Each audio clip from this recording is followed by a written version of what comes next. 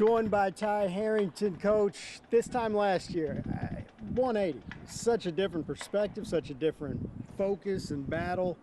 Now that you're on the good side of it, how nice is it to go into this season like you were doing in there, talking about baseball? Yeah, it's been great. The players have been unbelievable. Their efforts have been incredible, and so my energy has been better. I'm physically starting to get in better shape, and I'm certainly eating more than probably I should, and now having to watch my weight a little bit. But it's good, man. I remember laying in bed, going, I just would love to have normalcy back. Yep. And so I'm closer to it today.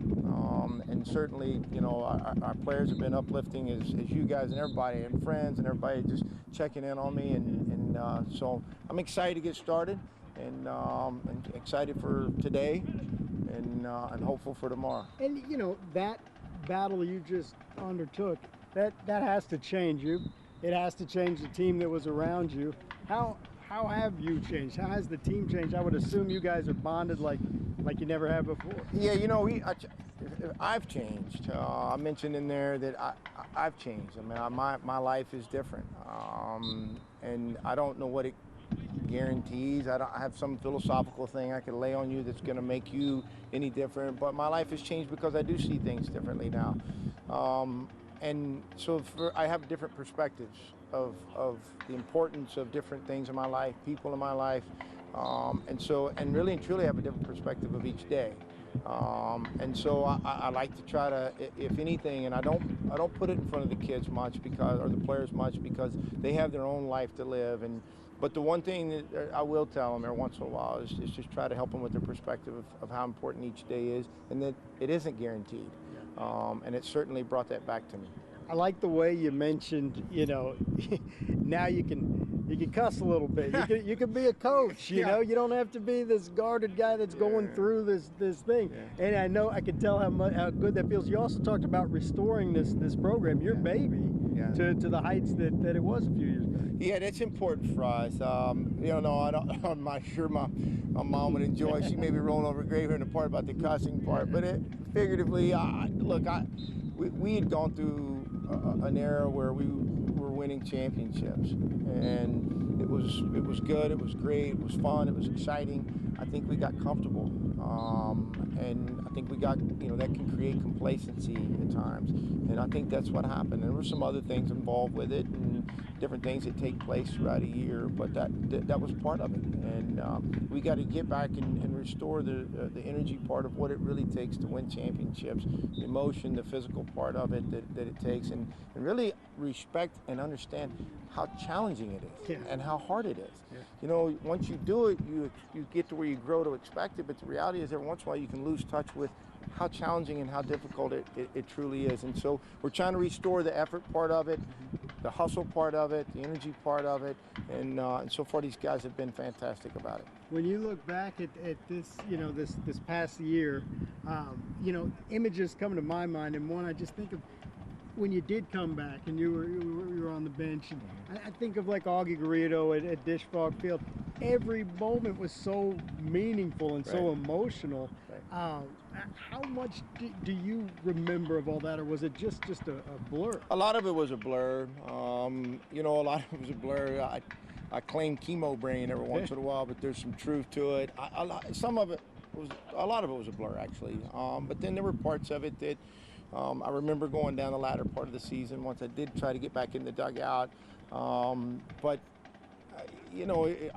I was this is selfish. I was self-absorbed at times with my own health, about trying to get to the next day and trying to get to the next moment, that I didn't remember probably and put my arms around everything that was going on around me as much as I normally would or should.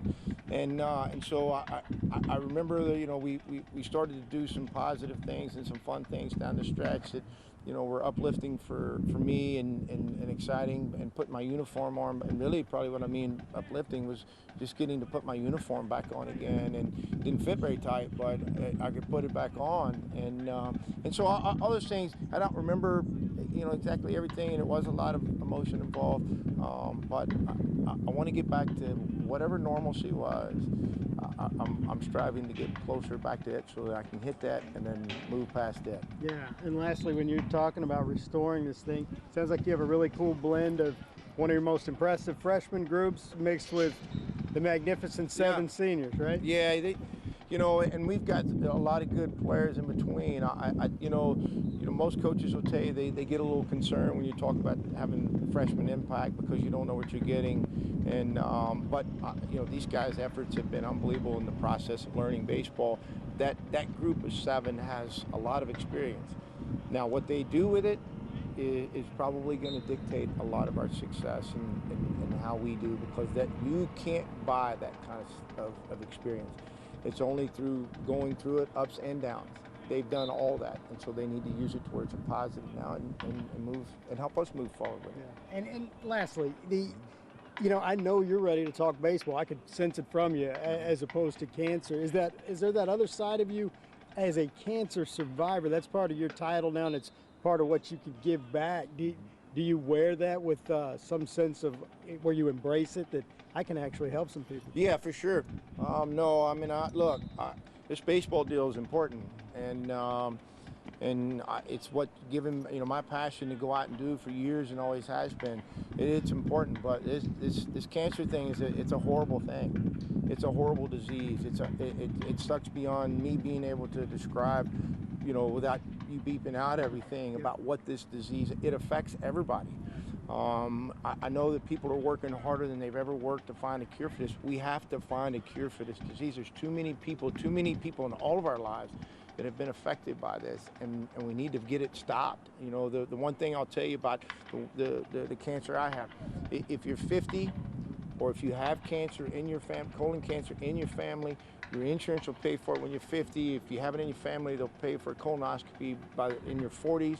You need to go do it. It's not just about you. Right. It's about the people around you.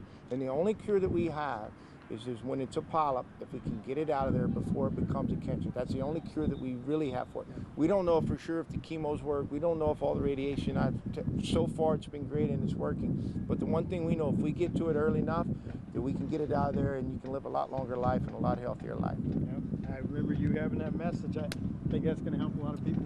Thank you. Appreciate it, Coach. Thank you. Yeah.